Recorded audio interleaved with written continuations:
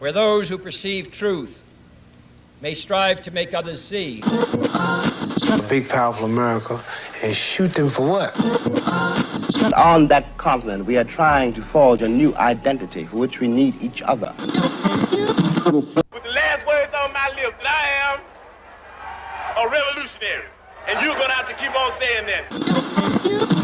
I started a new series, which is called First Friends, which is sort of like a play on, like First Lady. And yeah, the idea is what you said, exploring the possibility of figures close to Donald Trump, still close to Donald Trump, that have unusual, or rather that have never been reported about connections.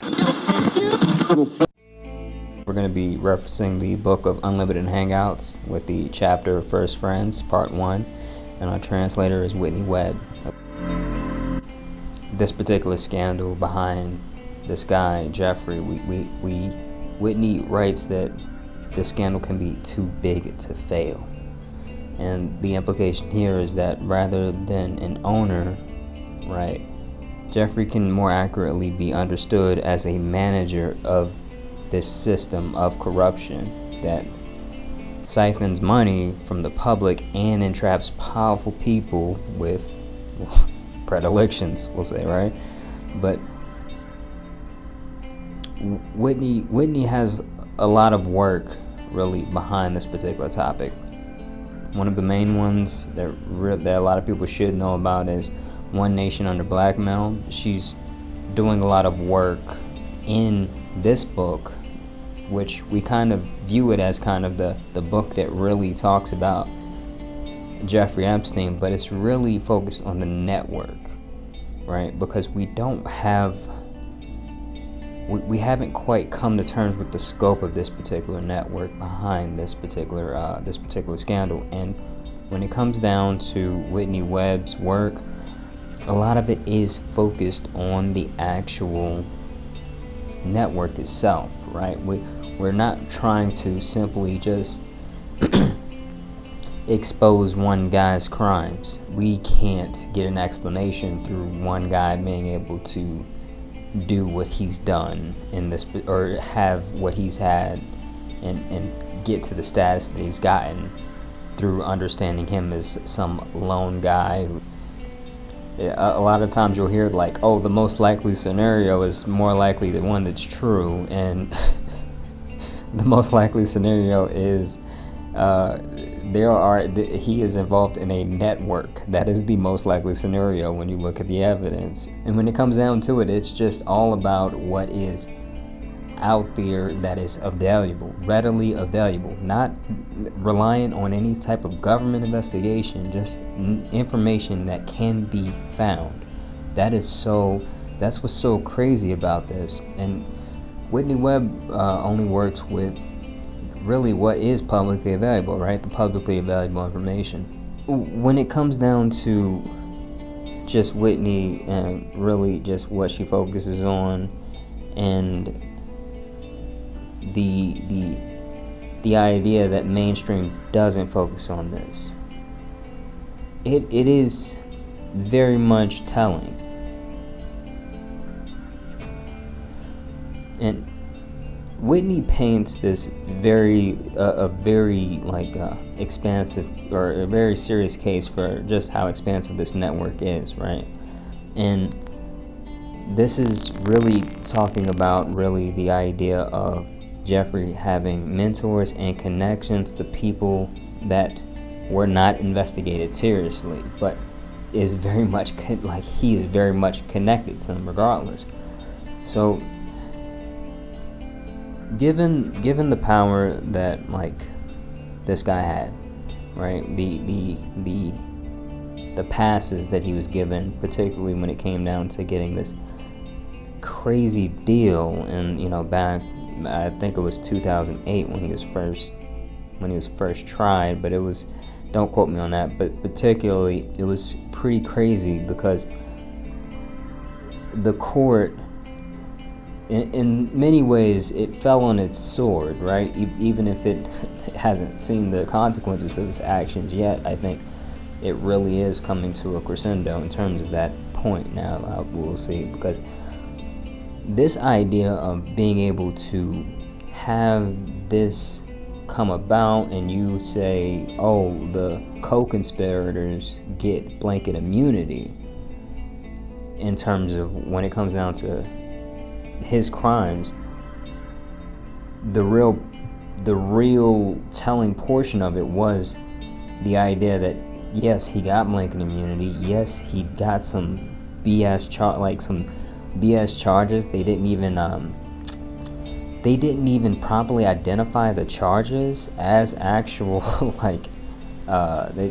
I think they called the minor a prostitute in some cases. It was insane. It was absolutely crazy. But the fact that he got blanket immunity for co-conspirators is the really, really telling part. And all of this, or I mean, I don't even know what the most telling thing is, because I'm not sure exactly what would cause a court to violate the victim's rights and not tell them about the deal in general, but they did not tell them. So this, what it was being called as a sweetheart deal, is very much a problem in terms, or very much a clue in terms of how deep this particular network is. Now, the actual and many of us, we look at these things and we suspect that yes, of course, there was a wide-spanning network of powerful people implicated, and a lot of us do suspect that there is a cover-up, right? But I really don't think it's hit people quite hard enough in terms of having them realize just how reliant the current system in place is on keeping this cover-up going. Okay?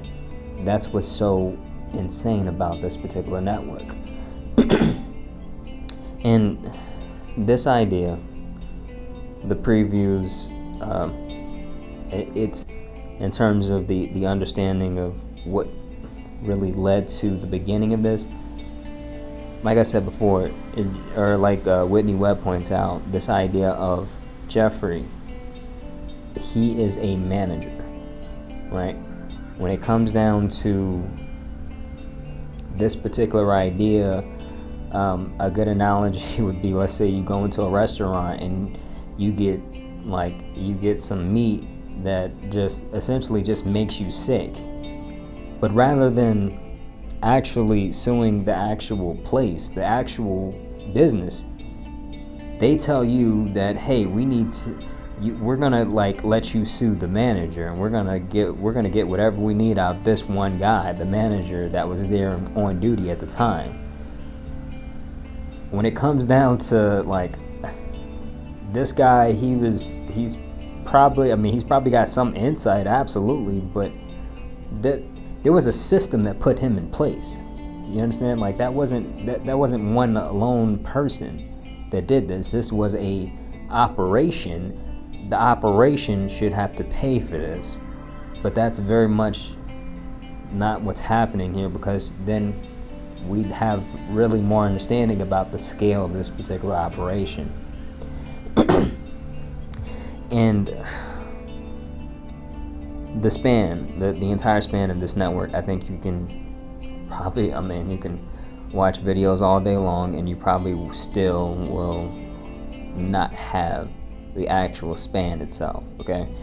The span is in terms of all of the people implicated and what's going on. But one thing about Whitney's work here with First Friends, she's starting to really give people an understanding about what's happening. So we're talking about this idea of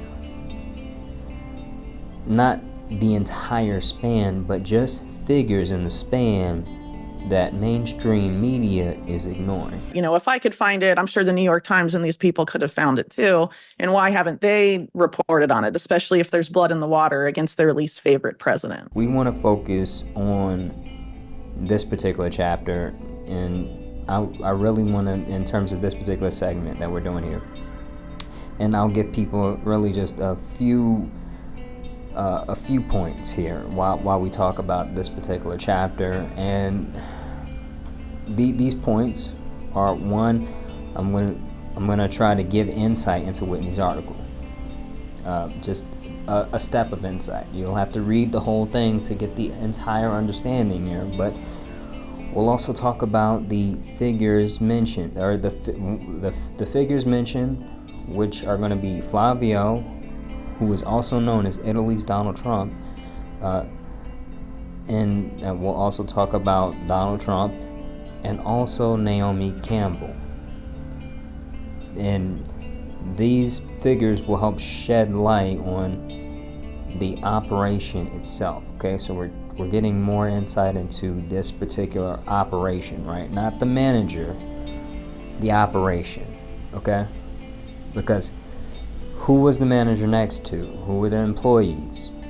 Who were the people, like, who were the, the potential other managers in this network? We don't know that. We don't know that, and that's a very big problem.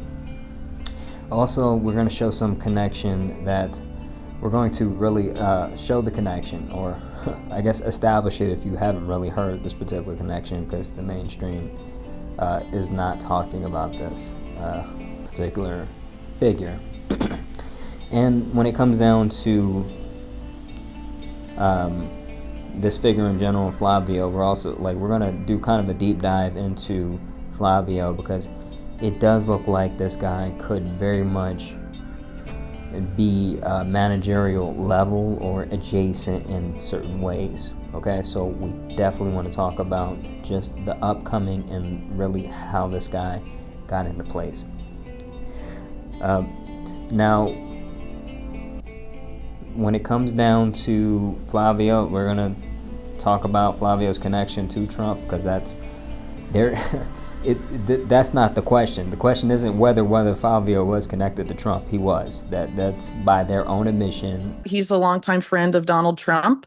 As I put in the article, there's a video of them together doing the Italian edition of The Apprentice, because, as Trump says in the video, when it was time to bring The Apprentice to Italy, there were lots of people that wanted to star in it, but he only wanted one person, and that was his longtime friend, Flavio, and they talk about their long-term friendship in that clip for those that are interested. And we'll talk about Naomi Campbell, and I think Naomi Campbell is important for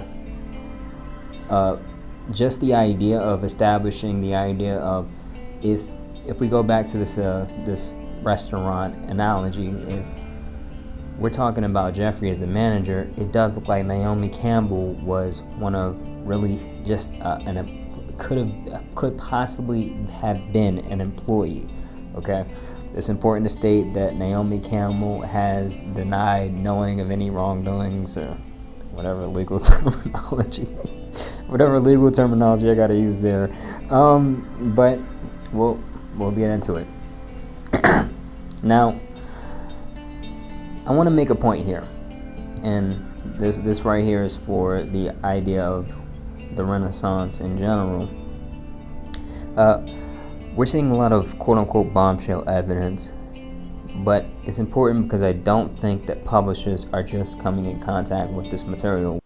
When I had the Black Book in 2012, no one wanted to touch it. No one. And I went to every publication in New York City, and I was talking to editors and publishers, and no one wanted to touch it. And then when we published it in 2015, I mean, the floodgates opened, and there have been tons of ink dumped on stories about the Black Book since then. Now, Wolf is saying that he has all these recordings, but no one in the mainstream media is willing to touch it. What you think at this point, someone in the mainstream media would go for it. So that's a little perplexing to me, but I also know that I've been writing about this realm for 22 years, and the mainstream media gets very, very tenuous when these types of subjects are brought up. Well, let me tell you why. Because the people who run these organizations circulate in among these groups. These are their friends. That's how stories got killed at the New York Times. The real estate developers who were all socializing with Sulzberger, when I was the publisher there, when he was the publisher when I was there, complained about Sidney Schamberg's writing about their, evicting people and destroying rent stabilizing, and Sidney got fired. I mean, so we have to be clear that the reason the media has been so reticent about reporting on any of this is because this is their social circle. I believe that many publishers were sitting on these findings for a long time, and a lot of mainstream news outlets are viewed as credible due to their sheer size and proliferation throughout society, but everyone shouldn't view these people as the first to give us relevant news. They will do so when they have the okay from the people who they rely on for funding, tell them that it's okay to do so, okay? And in terms of right now, what's happening, this bombshell evidence that's coming out, I want you guys to understand something. The implication is that maybe they know things are fine and will be fine if things come out now. Okay?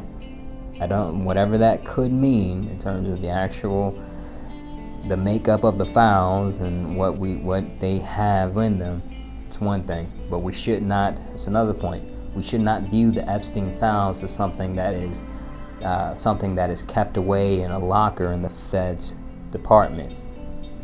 The Epstein files, when we talk about the files in general, these are things I believe that are widely out there, right? The Feds may have they definitely have, they definitely got a cache of something out. I said cache, no pun intended, but they definitely have things really out there. Somebody has the videos and the actual compromat itself. The main thing he did when I walked in, I thought was interesting, he showed me where the men monitoring everything were. So if you're facing the house, there's a window on the right that's barred. That's the room, the media room is what he called it. Yeah. And so there was a door that looked like an invisible door with all this limestone and everything, and you push it and you go in. And I saw all the cameras. What it was like old televisions, basically, like stacked, but they were monitors inside this cabinet. And there were men sitting here, and I looked on the cameras, and I saw toilet, bed, toilet, bed. I'm like, I am never going to use the restroom here, and I'm never going to sleep here. It was very obvious that they were like monitoring private moments. She believes there are tapes. The question is, who has them? Journalist Nick Bryant, right? So he picked up the Black Book after the Feds took the book from Epstein's butler, okay? Epstein's butler was trying to like run around and sell this for some amount of money because he kind of realized like, hey man, a lot of rich people want this stuff. Let's see what we can get. When it comes down to Nick Bryant was denied by the large publishers in New York, okay? He ended up having to go to Gawker, which was a small publisher, to really put this stuff out. And these news outlets, they viewed it as, like, he was told all types of things when he was trying to get this stuff out, but when it comes down to these news outlets, we got to understand something, right? They need to be investigated, and honestly, the way I feel about it, I feel like they should be just disgraced out of existence or legally dissolved under antitrust laws at this point, because for them to get information like this and turn away the person and then come back later when the news gets traction to try to like these people are void of any type of journalistic integrity, and it's crazy that they have the amount of respect that they have today. But when it comes down to looking for credible news sources, these outlets are not them. These are not the places you go to. These are the people who will give you information when it is okay, when they are told it is okay. This operation, they are implicated in this operation. The people that fund them are implicated in this operation, okay? The friends, in some way, they are not trustworthy, especially when it comes down to this story, okay? Now, we got a particular problem in society that's accelerating due to really just the relevancy of social media taking up larger portions of news space, right? And really gobbling up the idea of local news in general, okay? Because I want you, like, the weird tech bros, they're not going to hesitate to betray the general public if people in power ask them to do so. If they ask them to betray you, they will betray you. I think there is very good reason to believe that, okay? When it comes down to Mark Zuckerberg in particular, Sarah Wynne Williams, she's a Facebook whistleblower who worked with Facebook in terms of getting them into policy. She's one of the really just the frontliners in terms of the pioneers for how Facebook spread throughout the world and got into the international politics of things. And she mentioned there was a moment, I'm not sure verbatim what this particular moment was, but essentially Mark Zuckerberg was very dismissive of the idea of stepping on the toes of local news. When I say dismissive, it was a glancing thought, like, oh, these peasants can move out the way. That's very much the energy that it came across as, right?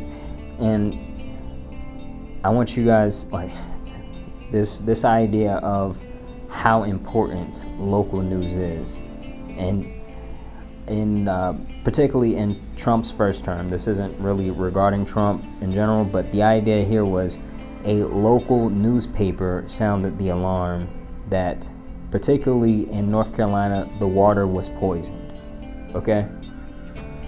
They were the ones who broke the story and spread the news. I want you guys to ask yourself something. When it comes down to these tech guys, would you depend on them to spread news, or be more likely to suppress news about poisonous water?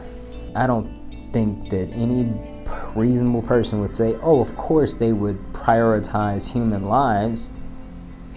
They genuinely, I don't believe so. But I want you guys to really understand that dynamic, right? Regardless of whatever conclusion you come about in terms of whether it's the same as mine, understand that this is what we're looking at. When we talk about tech people, who pays them, or what allegiance they have, what type of morals and ethics that they would carry with them in terms of like journalistic integrity, spreading the news about something like that. It gets into a situation of life or death very fast when you talk about how information is spread and our ability to simply rely on people who aren't in the area, but even AI at a point. You understand? Like, it gets dark. It gets very dark very fast. And Mark Zuckerberg's already proven that, hey, he's willing to violate the human rights of people in China for some, if he's able to get in China and do these things, and the government will let him do these things. And I don't get the feeling, like reading Sarah's book, I don't get the feeling that he really would have any type of roadblocks to violate just people in general, okay? I really want to advocate for just new systems around platforming and empowering investigative journalists who are closer to the muckraking journalists of the old days and not the class-conscious protectors we see in media today. The journalists, particularly, I want you guys to understand that in India there are particularly caste systems, that I think give a great analogy to this idea, because these guys in the caste system in India, they do have journalists, but the journalists always have a caste conscious understanding. They will expose the victims, they will highlight the victims as being, they will talk, basically give all the details about the victims, but a lot of times they'll say something very, not nearly as descriptive about the perpetrators, especially when they are of a higher caste. We have a very similar problem brewing here, okay? It's more obvious in India because of this caste system, and because of how closely the cultural system is aligned to this caste system in India. That makes sense for them to really have to be able to see that easier there. We're not able to see it as easily here because, I mean, people in the West, like rich people in the West, they love like cosplaying as like just regular people, like everyday people. Like you see like this crazy out there right now. I'm not gonna mention names, but people will dress themselves up as normal and very much shed that skin whenever they get on their private jet to go home. It's insane. But this is we're going to try to give some insight here in terms of the actual story itself, just coming back to the particular chapter, because these guys, like I said, they're not mentioned by the media, even though in Flavio's case we're going to talk about, even though Trump is connected to Flavio. So it would definitely do damage if you're looking to do damage to this guy that is supposed to be the most hated guy by the media, to get more information and dig this up. But something is stopping them, right? This idea in terms of media right now, something is stopping them from going after this particular guy. Whitney brings up an important point. If she can find this, the mainstream media can find it too. The big publishers, they can find it too. They can put it out. They're not. If you refuse to acknowledge the idea that they are not doing something at this point, then you are completely lost to the idea of what is the actual institute or the actual network itself, right? When we go back to the analogy, you're not going to be able to really understand the establishment. You're just going to say Jeffrey was just a lone guy that somehow scraped together this enormous network, this enormous amount of power, and that is not the most likely story. So now, them not doing their due diligence there, I think we will come to realize that more and more throughout this particular segment. But this guy particularly Flavio, he's an Italian businessman who's probably more best known through his dealings through the world of racing, right? That's how really the public would have any public people who have come into contact with Flavio would understand him as being involved in the world of racing. But this guy has deals with weapons, taxes, secret societies, and other things, okay? Now, this idea of him being Italy's Donald Trump, as we said before, it's really due to his relationship with Donald Trump, and which kind of paints him as an even larger target for the concept of, the mainstream media to be able to go after this guy. But when it comes down to these guys, Briatore, or Flavio, and Trump were circled by Epstein's butler, right? And Briatore, along with Donald Trump and others, were once accused by Epstein's butler of being material witnesses to the sex trafficking that was going on, right? So this guy, he's established relationships with Donald Trump, and he is a circled name in the Black Book. There has been no serious investigation. Whitney, just to give us more insight in terms of this guy, and I think it helps us really start to understand the scope of this establishment when we talk about this analogy of Epstein being a manager. It's easy, I think it's, we're going to go into the background, and I'm going to try to minimize a few details only because it's easy to get lost in just the sewage that this guy was really involved in, okay? And I'm going to really do my best to follow just to really shed light and follow what Whitney is highlighting with his background. And I just want you guys to really get this in terms of understanding that this connection is established, but having more insight into how this person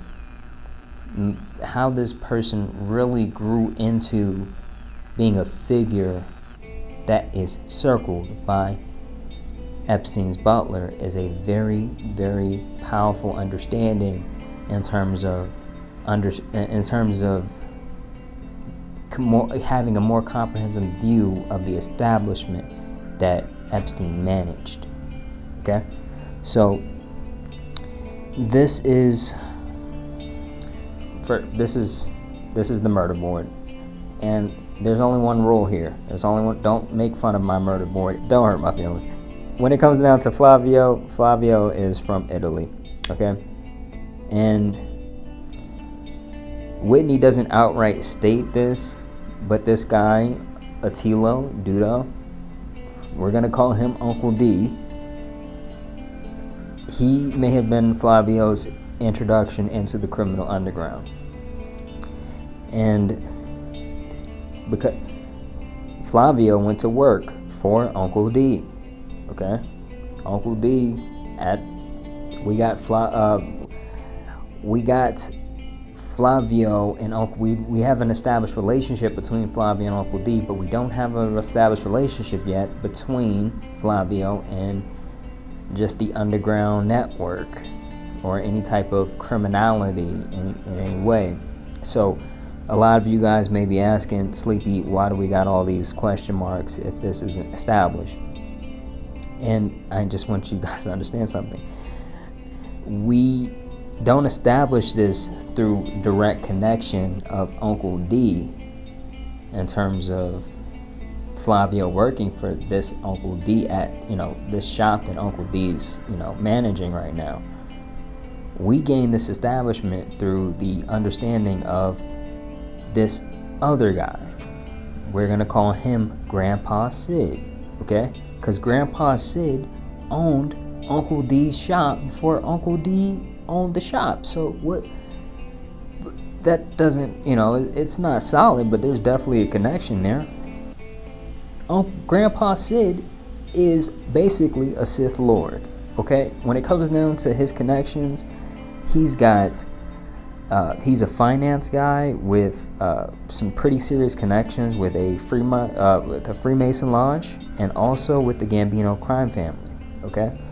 Now, she talks about the shady way also that Uncle D died was similar to Grandpa Sid.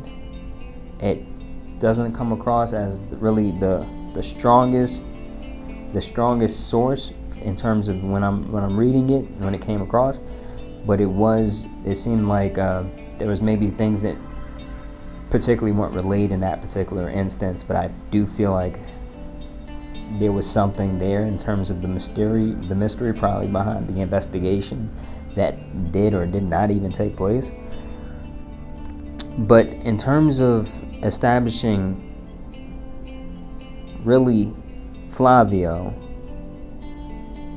to this network, this Sith Lord network that Grandpa Sid was really in on, we do have very real tangible evidence, and that comes in the form of Flavio's connection with PDF Pauly, right? And some of you guys may be asking, why is he called PDF Pauly, Sleepy? Well, PDF Pauly was accused by his wife of essentially like just being a fan of the playground a little too much for her. So this guy, this connection is essentially like set in stone when you realize that our friend was PDF Pauly was a politician that was in this particular Freemason network, right? And we call the Freemason network P2. So we do have an established connection here in terms of we have a reason to believe that Flavio, through whatever this establishment was that's, you know, that Grandpa Sid was a part of, got into Grandpa Sid's network. Okay, so we'll start to uncover that a little bit more and go a little bit deeper into that, but that's the understanding in terms of how we can start to really look at Flavio's lifestyle. Now, Uncle D's business, it went under, and when it comes down to really just what we can only assume to be the new powers from the Sith, Flavio seemed to branch into really his own branch of sewage at this point, okay? Now, in terms of this business going under with Uncle Sid, Flavio seemed to still be moving strong, okay? He got into bed with Count Dracula, okay? It's you know you're getting deep because I was trying to look up like pictures of this on Google, and the pictures weren't coming up, they weren't showing up. So that's how you really know you're really in deep with an investigation, I feel like, is when these guys just aren't even on the radar of Google. But this guy was into some pretty serious connections, and I don't want to overshadow really just what's happening here, but we, in terms of the whole dealings, in terms of Flavio and what it really entails, it is weapons. It is weapons, and we'll talk a little bit about that, but it is not normal. We're not talking about I got some AKs in the trunk, or I got some pistols that I can sell you. We're talking pretty serious. But in terms of this particular connection, it was Count Dracula was like very much known and established in Italy in terms of the power and the networks that Count Dracula really was a part of. And Count Dracula's business at some point goes down, even though Flavio was connected to this particular network. Flavio didn't go down with it. Flavio still stayed strong. Kind of weird. Anyway, when it comes down to Count Dracula, established there in terms of he starts to really connect with he's making these connections with these guys in politics and industry that are pretty big, but he also starts talking with this guy who is essentially a co-founder. He's a billionaire and a co-founder, or he's a billionaire now. I'm not sure if he was a billionaire when Flavio first met the guy, but essentially he was a co-founder in this Italian fashion brand. All right, so we're gonna call this guy Fancy Pants. All right, Fancy Pants is very much connected to Flavio's rise in terms of his more like Epstein-like lifestyle with more money, status, and connections. But when he like first meets this guy, he runs into trouble. He starts to establish this connection, but at some point he starts to get investigated for illegal gambling dens. All right, and the investigators, they find Gambino crime contacts in Flavio's journal. Okay, and Flavio has to flee to the U.S. Virgin Islands. Okay? This is another indicator about Flavio being connected to Grandpa Sid's network. Okay? Grandpa Sid was very much connected to the Gambino crime family. Okay? So we got one, he's connected with the Freemasons guys, and he's connected with the Gambino guys. So allegedly, I don't know what we're supposed to say there, but the idea here is that this guy is very much, or he could be very much involved in essentially the network, the Sith Lord network, that would turn into much later this managerial Epstein-like figure, right? I think we need to recap here. He has these Grandpa Sid connections to the Sith Lord, allegedly, right? And he hasn't been tried in court because he's fled, which is crazy, but assuming that he's guilty, he has demonstrated the willingness to be a part of gambling dens and things revolving around the Gambino crime family, okay? Now, he also knows how to get in the proximity of politics, business people, and power in general. This connection with, P2 and PDF Poly, it tells me that this guy might understand really the workings of compromat in general, okay? This is all allegedly. This is all just crazy sleepy talking right now. But in America, you see how Flavio could have flourished into a legitimate Sith Lord that would be circled in a book from one of the most famous traffickers in history. I'm trying not to get in trouble with YouTube. Now, when it comes down to Fancy Pants, when he gets into America, Fancy Pants makes him a representative for this fashion brand in the U.S. And eventually he makes him a director for just this F1 racing team that Fancy Pants has decided to start, okay? And we'll come back to the F1 racing stuff. And Flavio,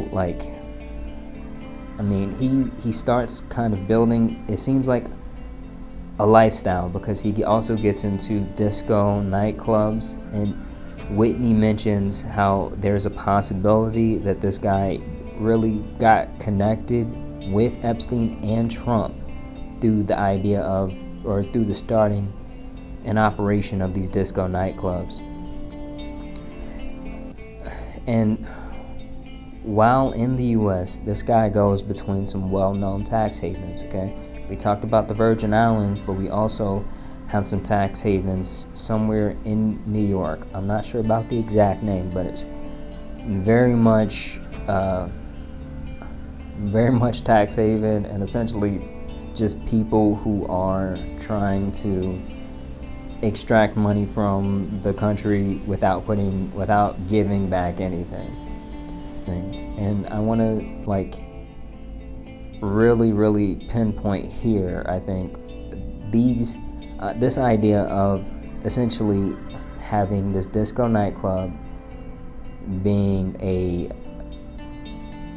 involved in the F1 racing events in terms of the actual director for this team. You have a sense of power here, right? You have an element of power, and you have an element of being able to attract and impress friends and women, okay? So we also have, just to let you guys know, in terms of the F1 racing, we got people that are involved with F1 racing in the famous Black Book, okay? So in terms of connections, it does look like it's another strike that this guy could actually be more of a manager of what we're looking at here, okay?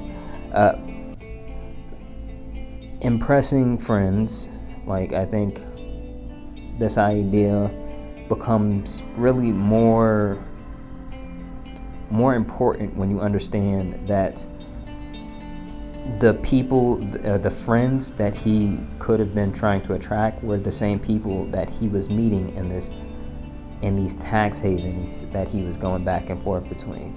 You understand? So imagine the power that tries to go to tax havens, and imagine them realizing like, oh, he has access to these particular places, these particular events. I can impress my friends there. It would be really, really easy to start to build out that underground slop network, basically, right? Now, this is one thing, but we also have the idea that this guy is a part of the Gambino crime, or not a part of, but he is allegedly, I'm going to keep trying to say this, he's allegedly a part, or has ties to the Gambino crime family. Now you can imagine when these guys and these guys in these particular places, in these particular networks, what they would do, what they would start to kind of really how they would grow with this network and how they would use this network in general. Very interesting. Okay. Whitney Webb talks about how the idea of the mob, and like they didn't just magically disappear, they became business people, they became corporate leaders. This idea of what a lot of society is now, I think we don't have a complete understanding of it. And this is a quote directly from the article, and it's important to say here, Whitney Webb also quotes in this particular quote, so it's kind of gets a little muddy, but I'm going to say it out loud and go to the article and read it for yourself. But she's talking about Flavio here. So Flavio later developed a conglomerate called Billionaire Life, a holding company for restaurants, luxury resorts, and a hot culture fashion line. With Billionaire, now this is a quote directly from Flavio, "With Billionaire, I didn't just create a company," Flavio later told Entrepreneur, "I created a lifestyle. So thanks to Billionaire's success, Flavio is now increasingly referred to in the press as a hospitality mogul." Okay? This is... I want you guys to really get this idea of this guy in this particular environment. Okay? Also, something that I didn't mention before was the F1 racing places were also, they had a reputation for being hotspots for human traffickers at some events in some places. And this is interesting. This is very interesting in terms of what we're looking at here. Okay? Because we could be, right, allegedly looking at another manager. We could be, right? Or someone who is able to help support and give lots of support to this particular establishment in general in terms of the operations for this establishment. Very much interesting. Now, I hope you guys I want you guys to understand that this idea of what was going on, it was given a lovely veneer by Fancy Pants helping Flavio out, right? Because Fancy Pants gave Flavio this connection to the business world and made Flavio very, very much just legitimized in a lot of people's mind, right? Because you wouldn't necessarily have to ask how you got your money like we do with When we ask how did Epstein get his money, we don't know. When you ask how Flavio got his money, being connected to Fancy Pants actually does give Flavio a sense of legitimacy. This is allegedly, of course, I keep saying that. When it comes down to Flavio as having Gambino connections, it really comes into focus, I think, if we started to really dig into the idea of, or really the history and the implications that Flavio could definitely be a weapons dealer or be involved in weapons dealing to a tremendous scale. And I'm talking about atomic, nuclear. Okay, we're not talking about, like I said, not talking about AKs and pistols in the actual trunk. We're talking about actual weapons in terms of nuclear weapons to countries, okay? The only reason why we're not digging into this here is because I feel like I would get lost in that particular thread, okay? So we're not going to go there. Now, when it comes down to the lack of ability for our system to pinpoint this guy, go after him, criminally investigate him, you understand that he traveled between tax havens, okay? The people that he's connected to, the people that investigation could also bring down, may be very much adjacent to the people that essentially pay politicians off already, okay? And so we got to understand that this guy there's a lot involved in terms of understanding the scope of the system in general. This isn't even talking about what's happening across the pond in Italy, right? In terms of him having connections with Italian business leaders, politicians, those people definitely could also go down with this guy, okay? Too big to fail. We really need to understand this network really could be too big to fail in a lot of cases. And the people a part of that network, they may end up trying to keep this place up in very monstrous ways when we really think about what could go on in terms of when they're faced with the idea of being exposed. This idea of what Flavio is definitely something in itself, but I really want to establish this connection here and talk a little bit about our upstanding and moral president that we have now, because both of them are circled in the book, in the famous Black Book by Epstein's butler, right? So not just in the Black Book, the butler thought that they were of special enough interest to circle in the Black Book, okay? Very telling.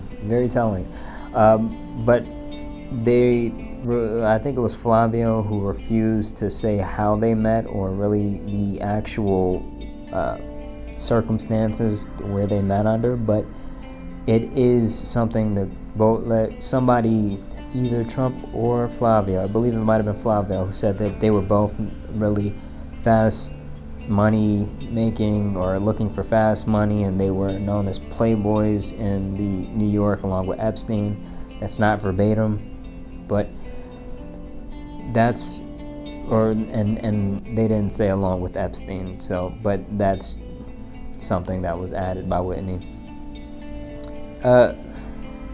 Now, Trump also wanted Flavio to be really the Apprentice TV show pick for his counterpart in Italy.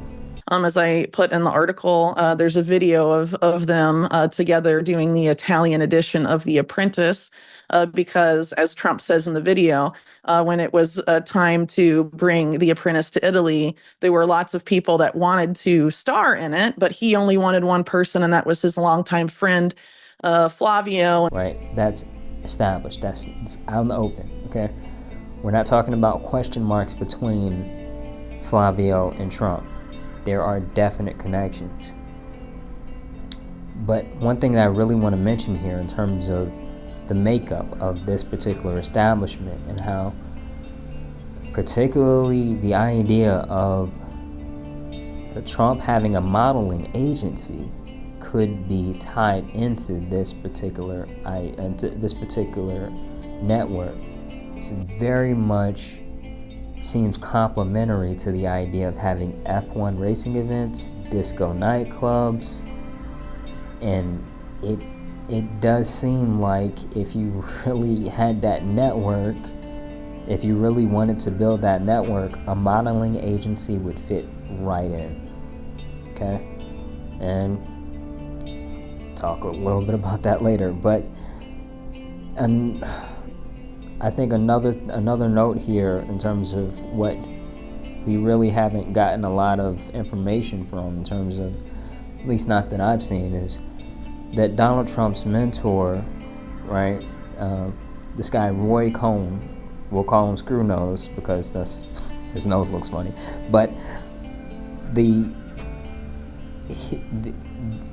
is known as really someone who's involved in the organized crime world, right?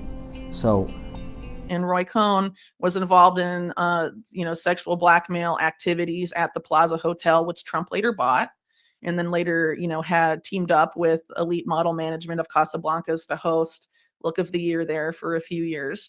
Roy Cohn not only was involved in sort of those sexual blackmail networks, he was also pretty much it's very easy to document, a bridge between organized crime and political power in the U.S. He was involved in the Nixon administration. He was involved in the Reagan administration, while also serving serving as lawyers for top mob bosses.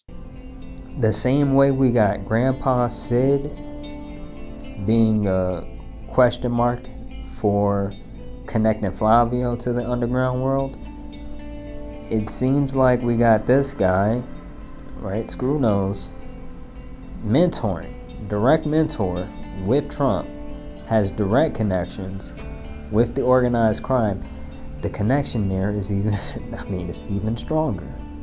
So in terms of having to make less jumps in logic to really get there, if any jumps at all, honestly, to say that Trump could be connected with organized crime. Very interesting. Now, in terms of this idea of Roy Cohn, if there is a connection between Trump and the organized crime world, and there's a connection between Flavio and the crime world, the Gambino crime family, we'll say, you can see how they can kind of create a new level of bonding, right? That may go into the background for why Trump was so set on Flavio being his counterpart in Italy. And that would be, you can kind of see that forming quite easily, I may add. But I keep going back to this frustration. I'm sorry, like, for anyone out there who's just like, yo, Sleepy, let it go, I'm sorry. But the idea of mainstream not covering this delegitimizes them in so many ways. And I am very upset with the idea that they are keeping a lot of this, with the idea that they may be keeping a lot of this up for simply their, the donors who give them money. But in any case, I want to say that this idea, these two being connected, that's definite. This guy fleeing Italy after having connections, or allegedly having connections to the Gambino crime family, it is pretty insane when you really get down the rabbit hole with these particular guys. Now, Whitney mentions one more figure here, and I definitely want to, and I think this is important enough to definitely mention, because it does help with the idea of this lifestyle that was really coming into materialization through, even without the modeling agency, just the idea of the disco nightclubs and the F1 racing very much sheds light on what this establishment could look like, because Naomi Campbell may have had a role in this particular system on really just the criminal human trafficking side of the Playboy lifestyle. Okay, now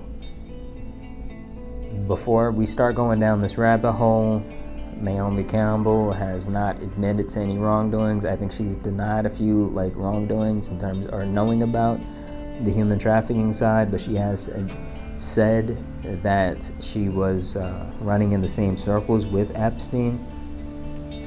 Very interesting here in terms of having this connection, because I mean, one, she dated this guy.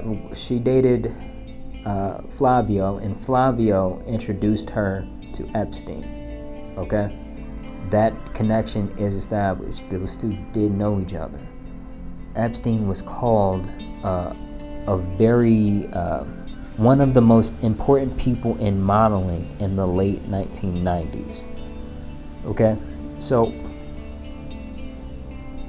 this the attraction to this lifestyle for Naomi Campbell seemed to be very much set in place here. Now, she was dating Flavio, they broke up, and she got with the diddler, okay? And that is, I mean, just a whole nother bag of issues when you think about what Flavio, the lifestyle that Flavio and Epstein could have really molded, could have really helped mold in terms of what the diddler was essentially caught up in. Other girls and get girls to try to, convince this guy, bringing girls on to try to convince this other guy to be in a room with another man and all this other. Yo, it all sounds familiar, man. We'll say there are still some questions about what was going on there. How about that? But if anything, this is Naomi Campbell, a direct quote. "I found a girl just by going out on the street. She's called Gabriella. Premier have signed her. She's 16 and beautiful." And this is Naomi Campbell quoted via The Guardian in 2006, right? Now, this is in Brazil, right? Naomi was known to recruit women from Brazil. She spent a lot of time in Brazil. Epstein was known to recruit models for an international modeling agency through Brazil, as well as a few other places. Okay. In terms of Naomi Campbell, it does look like this could give us insight into the employees. I will say, in terms of that analogy, if Epstein was a manager, these could be the employees that helped really make the business what it is. Okay. Now, Naomi hasn't particularly she hasn't commented on visiting the island. Right now, we've established that she recruits teen models from foreign countries, and that may very well be in terms of just if we're just going to believe everything that's been said, that may very well be the end in terms of her just introducing these models to agencies that could be predatory by themselves, and Naomi Campbell not really having real knowledge. But when I say but, I had a big but there, because she has also been implicated by 2 victims of Epstein as having knowledge to what was going on regarding their abuse. Okay?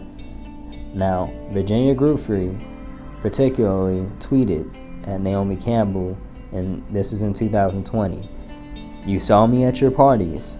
You saw me in Epstein's homes. You saw me on the plane.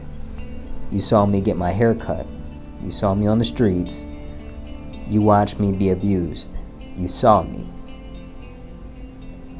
Crazy work there in terms of, I'm not sure how Naomi handled that, but just, if that's true, you need to definitely be in there with, or not in there with just slaying. She's about to get a pardon. That's crazy. But if anything, definitely need to be investigated to that particular tune.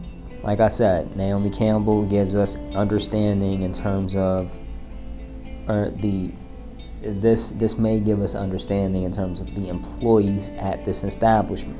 Okay, the establishment that needs to be sued, that needs to be accountable for what happened. Okay, we're not going to just say that the manager was a lone manager. That doesn't make sense.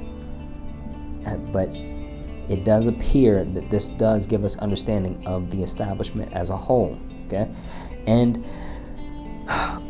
Flavio, he sheds a very particular light, and a very no pun intended, a dark light on what really the implications were, right? Because we're talking about organized crime, intelligence agencies, and even the international political implications. And when I say intelligence agencies, you don't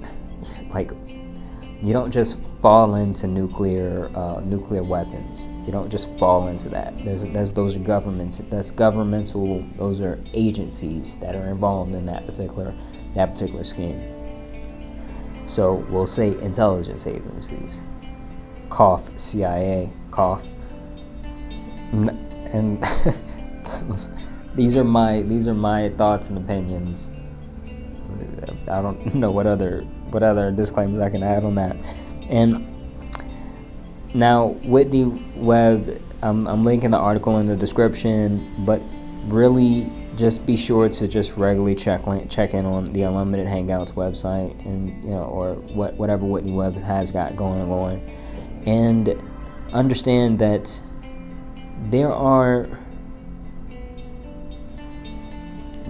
this is a piece. This is a piece to help give insight, right? You don't have to remember all of the things about Flavio. You don't have to remember Uncle D. You don't have to remember Grandpa Sid. You don't have to remember all of these things, but you should understand the idea of this network in terms of what it could look like, what this establishment could be involved with, right? It's like, I feel like I'm thinking about, like, how when you pick out, like, you think you just got like a scab or something, and you're like trying to like pick it, and it seems small, but all of a sudden, like, you get like just this unbelievably like just entrenched scab that's really, when you pick it apart, it's coming with skin, and you're just like, dang, I don't know what I got into now. That's what this is making me think about. But if anything, I want you guys to go out there and look for people, particularly Nick Bryant, Whitney Webb, of course, and look for credible people. And that's not mainstream media telling. Understand something. Don't listen to what mainstream media is telling you with a lot of these things, or don't view them as immediately credible, right? Because they have law.